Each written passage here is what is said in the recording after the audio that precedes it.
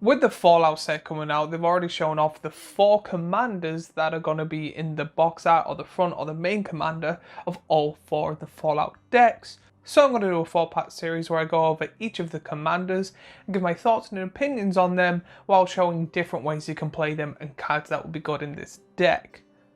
Now when it comes to this, there will be none of the Fallout cards other than the commander itself. Pretty much the way I'm doing this is if you got this as a commander and solely as this commander before the set was out, what would you do, how would you build it, and different ways you can build it. So let's start this series off with the first commander, Dr Madison Li. Dr Madison Li, for a blue, red and a white, you get a legendary creature, Human Scientist. Whenever you cast an artifact spell, you get a energy.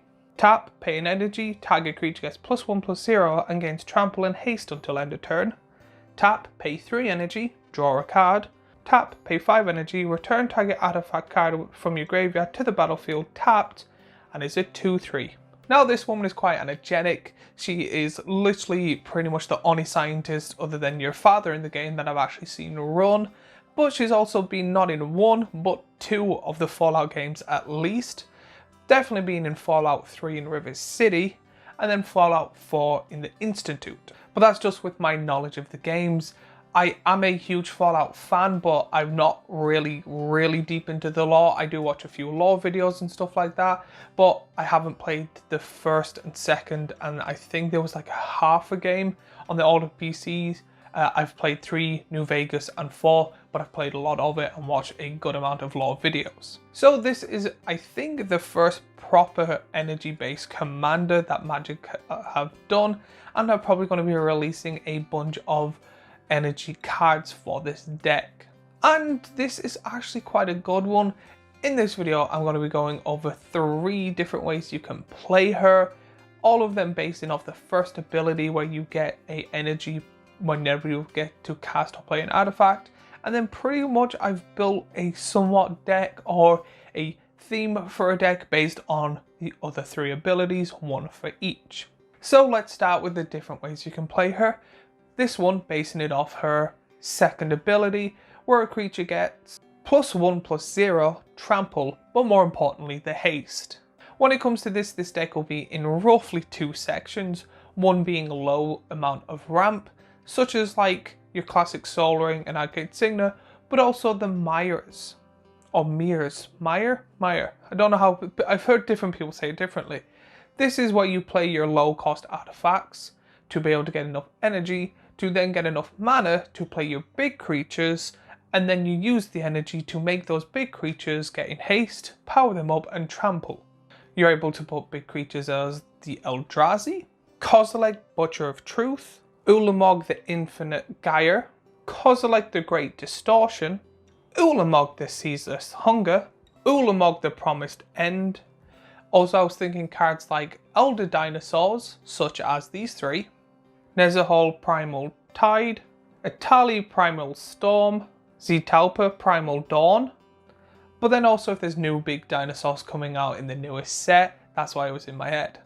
But then you also get the big artifact creatures that are like 10 damage plus, but they'll also give you an energy on cast. So even if you have none and you play her and then play one of these, you're instantly able to power up the one you've just played, giving it haste and trample, and then plowing through your enemies. Artifact creatures like Metalwork Colossus, Darksteel Colossus, Blightsteel Colossus. The second way is kind of obnoxious and annoying with the second ability to draw. This is more the way I want to build it, where you need one of these 2 cards, rather Jace or this Lab Maniac dude.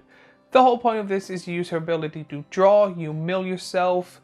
With the colours in this, you're able to use the blue to draw a load of cards, the red to play cards and let you discard or exile cards, which makes your deck smaller, then put in a few white draw cards as well, but white is more important for later on. When it comes to milling yourself out, there's a good amount of mill cards, such as Traumatize, Cut Your Losses, Meddling Cacophony. There is also red cards that really help in this deck that help you draw and then exile some of the cards, or exile stuff that lets you play until the end of turn, so you still have the chance to play it, but the aim is to make your deck as small as possible, as fast as possible, trying to get one of these 2 cards on the field and then winning the game that way. You can get some of the red cards like Jeska's Will, Wheel of Fortune, Vala Cut Exploration, but there's other stuff needed like artifacts that help you get more energy, such as Aether Sphere Harvester, Gotti's Aether Heart, Aether Squall Ancient, but you also need to make sure that Jace and the Lab Maniac is also in your hand. Some Graveyard Recursion or some Tutors would be really good for this deck. But if that's not it, there is also a few cards that help you win in other different ways. Cards such as Mechanized Production, Approach of the Second Sun, Test of Endurance, and then finally the third way of this is pretty much kind of roughly the same as the third, but you rather play like annoying or powerful artifact cards and then use its last ability to keep playing them over and over again, regenerating the entire army, and you're able to play big, massive artifact annoying creatures such as Darksteel Colossus, Phyrexian Metamorph, Blightsteel Colossus. But then there's also the cards that just generically go good in this deck. So no matter what you play, no matter what you put in, these cards will be quite good in and there. And here are some on screen now.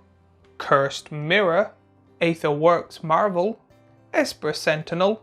But then my final thoughts. One, I'm actually surprised a character like this, she is quite big but not huge, is one of the main people when it comes to being one of the faces of the commander decks. Yes, she's quite well known, especially in Fallout 3, and it's harder but still like easy to see her in Fallout 4.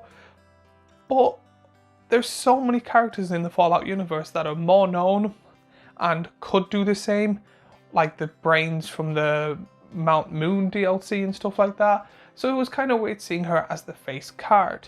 One of the things I don't personally like, and this is just on me, is energy. I've never been a big fan of energy cards or the energy mechanic, but again, I can see there is a love for it, so I'm not putting it there.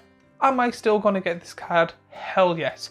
I'm one of those people that absolutely hate this crossover series, but I'm also one of those people that if it's a crossover series of a franchise I absolutely love, my little monkey brain goes, I need that now, so of course I'm going to be buying all the Fallout stuff. All Fallout 4 decks, don't care what's in them. So when it comes to this, my final thoughts is it is quite a good commander, especially for the mana value, but again it's more of an enchantment commander in my personal opinion. You're only really playing this to use its abilities and the energy abilities itself. So, if there's any Fallout characters that you think should have been a commander, let me know in the comments down below. Let me know if there was any cards that you think that I missed would be better in this deck or any deck like it. While you're down there, remember to like, subscribe and follow me on all my social media. But as always, I have a Magic the Gathering Is It Worth It sets here, a playlist here with lots of good Magic content, and also a subscribe button here, which again, subscribing helps me a lot and I would really appreciate it. And I'll see you all in the next video.